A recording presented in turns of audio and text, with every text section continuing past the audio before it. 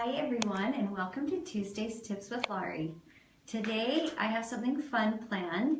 Today we're going to talk all about sewing. It's a sewing version. I know last week we showed that chenille in the embroidery version, and today we're going to do the sewing version.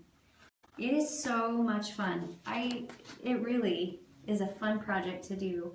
If you enjoy sewing, this is really a fun thing that you're going to love to do. It's the way to go. So to start with, I'm going to make this right here. We're going to make a single pennant. Chose the letter C.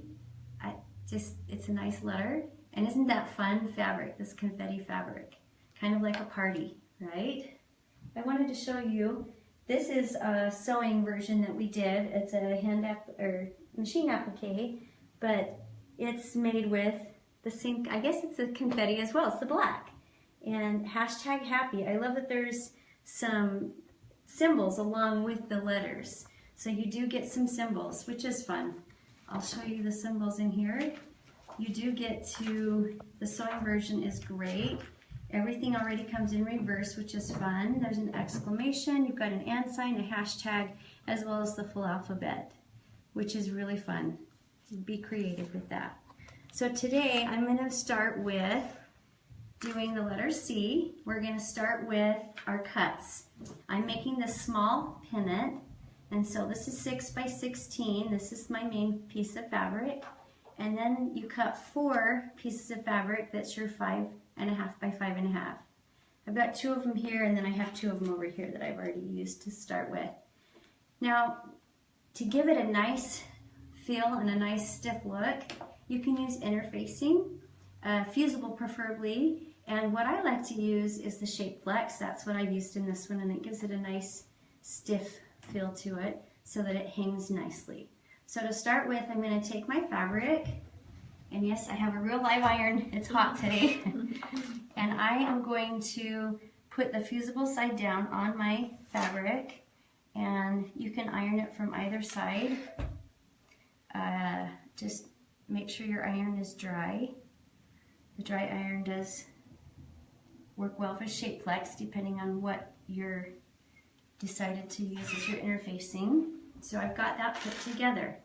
Once I have that together, the next step is I'm going to make a template. I need to cut out a template, and the templates are in the book. It's a template for the pennant, and I love the way it's put together. It's just on a small little piece. You just fold it. I'll show you how to fold your pennant. And so I'm going to trace this. And I do have my light board here, but I think that you could even maybe see that through there if you needed to. Or you can take it to a light box and you can trace it right out of the book if you'd like. And I like it on a yellow piece of paper. I don't use my paper that way. And so you would just trace and cut out that piece right there, which is what I have done right here. I have it already cut out. And I did mark where the folds are going to be so that I don't get confused when I place it on my fabric. So the first thing I'm going to do, I'm going to take my fabric, I'm going to fold it, and I fold it like this with the wrong sides together, and then I fold it in half with the wrong, well, I guess it'd be right side to right side at that point. Keep track of your folds, and where your 2 folds are is where you place your template. So there's a fold here and a fold here, and I'm going to put my template on it just like this. And I just pin my template right to the fabric, just like that. And then what I'm going to do is cut it. That's why I'm sliding it up there on my cutting board. And I simply, I'm going to cut that. And then I cut it the other direction. I'll make sure that's right at the corner of my fold. There we go. I want it to come to a nice point. And then I cut it this way. And when you pull this out, you have your pennant shape. And this is the front of the pennant and the back of the pennant. So it works out just super. Isn't that slick? The very next thing I want to do now is trace my letter. So the first letter I'm going to trace it onto some heat and bond, And so I would do the same thing. Remember, these letters are already put together for you in reverse, so you don't have to worry about making them backwards or anything. I can just simply trace directly on the paper side of my heat and bond. So I would trace that out, so I have it just like this. And there's my C right there. And then I'd simply take it, and I take one of my 4 pieces of fabric, and I just lay it on there, and I'm going to iron that on. And once I've ironed it on, I simply cut it out. And here I've got one that I've already cut out, and it still has the paper on the back. Now you're going to peel that paper off, and you can see there's some adhesive on there. And then I'm going to take my adhesive, and I'm going to try to do this upside down so it's right side up to you. I'm going to take a measuring ruler, and I'm going to lay it across the bottom of this, and from this corner to this corner, 1/4 of an inch up. So what I did is I have it measured so it's 1/4 of an inch up from the corner. That's where I'm going to place my letter. And I'm going to place my letter so it's in the middle. So that's where I want my letter placed. So I'm going to slide it over here to the iron, and I'm going to iron that on. And there we go. Now we've got our C. It's ironed on, and it's ready for us to take the machine, and we're ready to start stitching this together. So the first thing, you can pick whatever stitch you would like to do to go around this. If you want a zigzag, blanket stitch, whatever you'd like. There's overcasting stitches I know on a lot of the machines. I chose a blanket stitch, and I've already blanket stitched around this particular C. Now, when I do this, I like to tie off. So the way I tie off, you can see this is the top thread right here.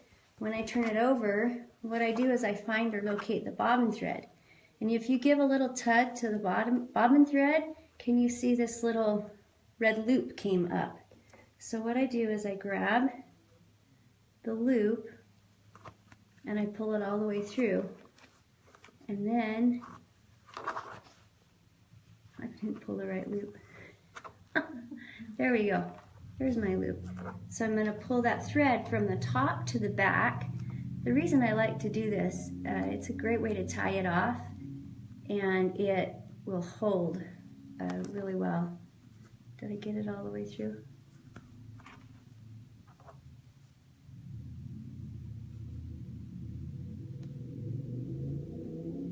There we go.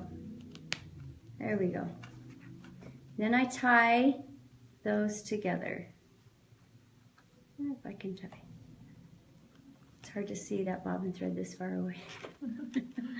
All right, so I'm going to tie those together. And after you tie that together, then you can clip that thread. Okay, now we need to make our other 3 C's. But we don't want our other 3 C's to have adhesive on the back, because when you chenille it, those would all gum up and stick together if you ironed it at all. It would make a mess. So we want to make sure our other 3 C's do not have adhesive on the back. So what I've done is, when you trace it on paper, and then I marked the back of my paper. Like with X's, you can write the word back. So I know it's the back of the letter and not the front of the letter. And then I want to take the back of my fabric and keep my back of my C, and I'm going to trace it, and I'm going to cut that out. I'm going to demonstrate with a K, the letter K, because the C kind of looks like it could be reversible, although it's not, but it can be, it looks the same whether you got it this way or this way on your paper, right? But the K, you can see how it looks correct that way, and that looks upside down. So I've traced the letter K. Where have we got our K here? Right here. I've traced the letter K right out of the book, and then I put a star on the back of the K, and then I put my fabric with my back side facing up, so I see the back of my K and the back of my fabric. And I lay it on there, and I trace around it and cut it out, and that way my K comes out correct when I'm placing it right side up. You're going to make 3 of whatever letter you're chenilling. So I'm going to make 3 C's, which luckily I have already made. Yay. So I'm going to take my 3 C's and I'm going to take my my pennant that I already have ready, and I'm going to lay 2 of my 3 C's. I'm going to lay 2 of my 3 C's right on top of each other. Whoops, right on top of the C. And if you want, you can pin those in place, but I would recommend waiting until you get the last one of my C's is evading me here. There we go. So I've got 2 of my 3 last layers put there. Now before I put my last layer down, I need to draw some lines on it because I want to sew it down so I can chenille this last one. So here's another trick that hopefully this will work for you as well as it works for me. So what you want to do is, I'll show you here where it is in the book in the very front. You're going to be tracing lines 3/8 of an inch from each other diagonally on your top letter so that you'll have sewing lines to follow. So what I did, if you're making a pennant, you're going to have lots of letters. So I marked 3/8 of an inch apart and just drew several lines. And I did it sideways on the paper for a reason. I'll show you why. You take your letter and you can just lay it or place it directly this, so it looks directional, right side up looking to you, hopefully, upside down to me. And then you can see the lines are diagonal. That way the lines that we're going to trace are going to be diagonal onto your letter. If you have it straight up and down on the fabric itself, it won't chenille quite as good as it will if you have it at an angle. So that's one of the reasons we recommend that you trace your lines at an angle on your fabric. So, and if it's already pre-drawn like this, you can like fussy place, if there's such a word, your letter, and then I just take a ruler and like a friction pin, and I just trace right where I'm going to sew, right on those lines, and it makes it really simple. And then you've got a template for every one of your letters.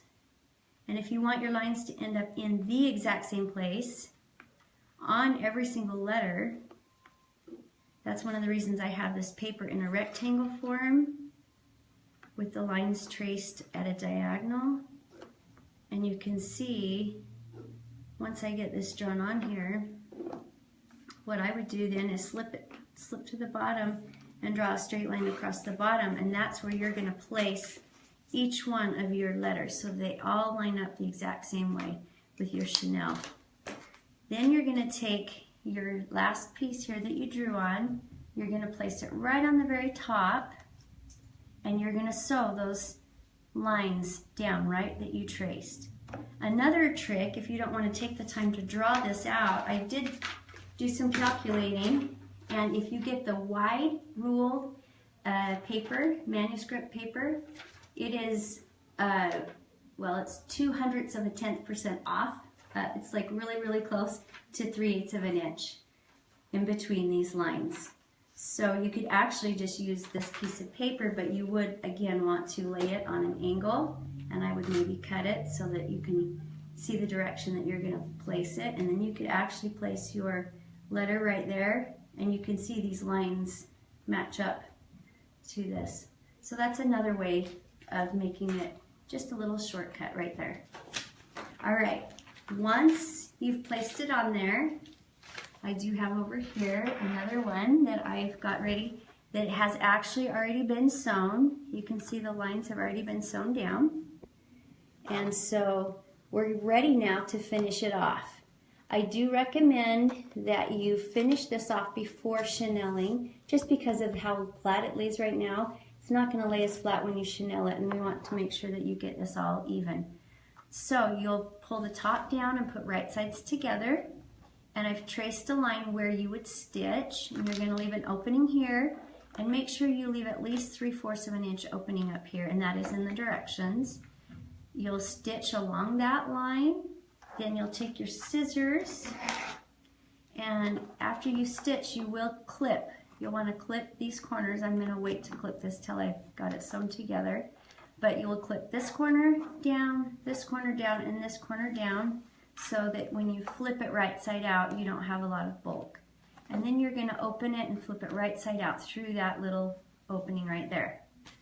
Once you've flipped it right side out, and I've cheated a little bit, I've already got my dowel in, but once you flip it right side out, you're going to press it, and then you're going to take a water-soluble, reach across there, a water-soluble marker, and you're going to measure, depending on which size you make. I don't know if you can zoom in here, it shows you which size of dowel.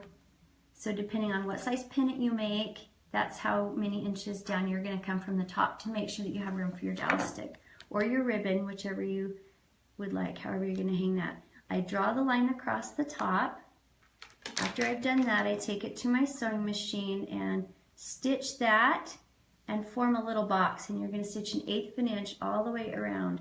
And the reason I do it in a box formation, it looks really nice. If you really want, you can go out from end to end, that's up to you. But when you do that, it stitches that hole shut that you flipped it through.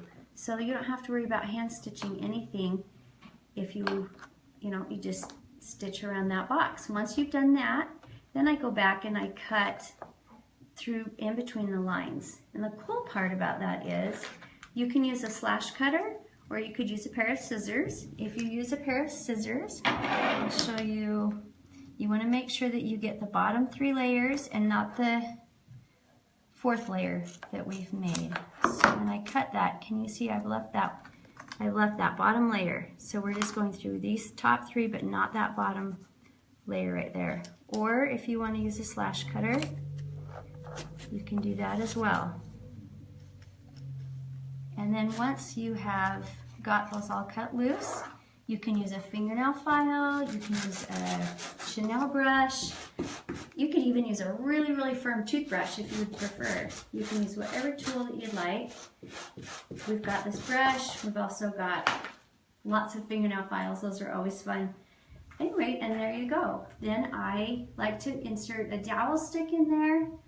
You can hang it, like this one's with ribbon, you can do that as well. Once you have the dowel stick in, we do sell, Kimberbell has a Kimberbellishment of twine. And it comes in red, tan, and black. I've used 18 inches on this particular size right here. In this packet, it does come with 6 yards of each, which that gives you a great amount. You can have really a lot of fun making an entire set of banners if you'd like. So it's called Kimberbellishments. Look for that at your local Kimberbell store, any of your quilt stores that carry Kimberbell products. And thank you so much for joining. I hope that you will have fun making your alphabet, That's So Chenille, pennants and banners. We'll see you next week.